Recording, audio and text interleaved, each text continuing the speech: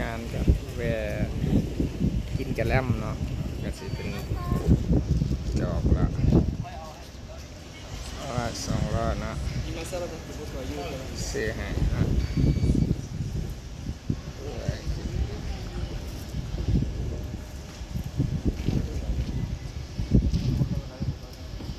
เป็นอาหารกระแลมซื้อรังเนาะ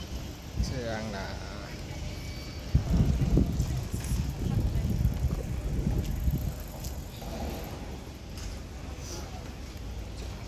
ใกล้เนาะ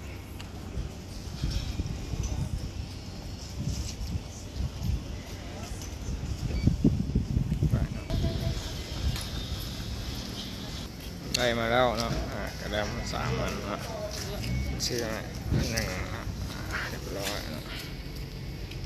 ก็เป็นกระแลมซื้อรังอยู่วันนึงเนาะที่ว่าได้มาแล้วเนาะก้อนละ100เนาะสบายดีเนาะอันนี้ก็มาสีเข่าโอโต้เนาะที่ญี่ปุ่นเนาะอันนี้เป็นทงสีอัตโนมัตินะตัวนี้เนาะ เดี๋ยวเขาจะเข้าไปเบิ่งเนาะว่าเป็นอะไรนะเป็นอยู่ใกล้คูออกซิมีจันทินเพิ่นนะกำลังดำเนินการอยู่เนาะนี่สบายดีจันทินเห็นยังไงนี่สีเข่าญี่ปุ่นนะอธิบายเนี่ยแต่สีเข่าแต่ละขั้นตอนเนาะสีเข่าทำเองก็เขาต้องเอาเข้านี่มาหอดปึ๊บเนาะขึ้นมาเส้นสร้างเบิ้งมาจากกิโลเนาะ10 กิโลได้ต่อ100 เยนถ้าว่า30 กิโลคือ300 เยนเราจ้างเขาสร้างเข้าเรียบร้อยแล้วเนาะแล้วเราก็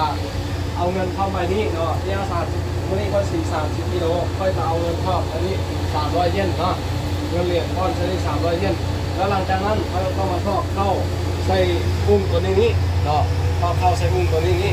แล้วหลังจากนั้นเนาะสเต็ปที่4ก็คือเข้ามาเลือกว่าการสีท่านของเขาจะเอาเข้าขาวสักไหนเนาะอันนี้คือตัวนี้เป็นระดับมาตรฐานคือว่าธรรมดาที่ว่าพวกขาวประแดงก็ถือว่าสีธรรมดา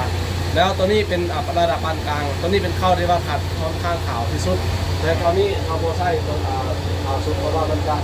สารวิตามินมันจะไปหมดเนาะอาจจะเอาเลือกตัวปานกลางนี่หลังจากนั้นเอาสีและเราเลือกตัวนี้แล้วเนาะเขาก็เอาเข้ามาเตรียมตรงเอาเข้าอยู่นี่ตอนนี้ก็คือเข้ากำลังลงมาที่อ่านตรงเนาะแล้วหลังจากนั้น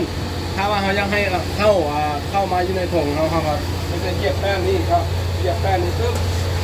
แล้วเข้ามันจะลงในถุงแล้วเหยียบเลยตอนนี้เขาเหยียบแล้วเนาะแล้วเข้ากำลังย่อยลงถุงเขา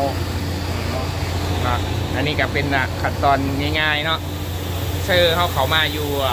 ญี่ปุ่นนี้ก็จะแจ้งใส่ว่า10 กิโลกรัม100 เยนเนาะ20 กิโลกรัมต่อ100ก็หมายว่า10 กิโลได้ต่อ100เนาะ10 กิโลต่อ100 เยนเนาะ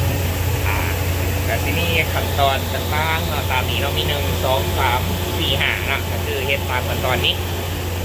เนาะแต่ที่นี่ลักษณะพอดีจ่ายพวกแต่ละวันเนาะอันนี้ก็เป็นคลังทวิตของจันทินที่ว่าเพิ่นมาสีเข่าแต่ว่าบ่จำเป็นต้องว่าจะหูยังเนาะแต่ว่าเข้ามาปุ๊บขั้นตอนต่างๆมันสิง่ายเองเนาะเป็นบ่เนาะที่ว่าอำนวยความสะดวกหลายมีปุ่นเนาะถึงสิบ่เป็นหนังสือก็ได้เนาะโอเคเนาะอันนี้ก็เป็นห้านสีเข่าโอโต้เนาะจ่ายเงินเองสีเองสบายอยู่ญี่ปุ่นนะบ่ฮู้ว่าไล่ห้ำนะบ่ คิดว่าได้นะโอเคเอาตรงนี้พอเอาห้ำเนาะ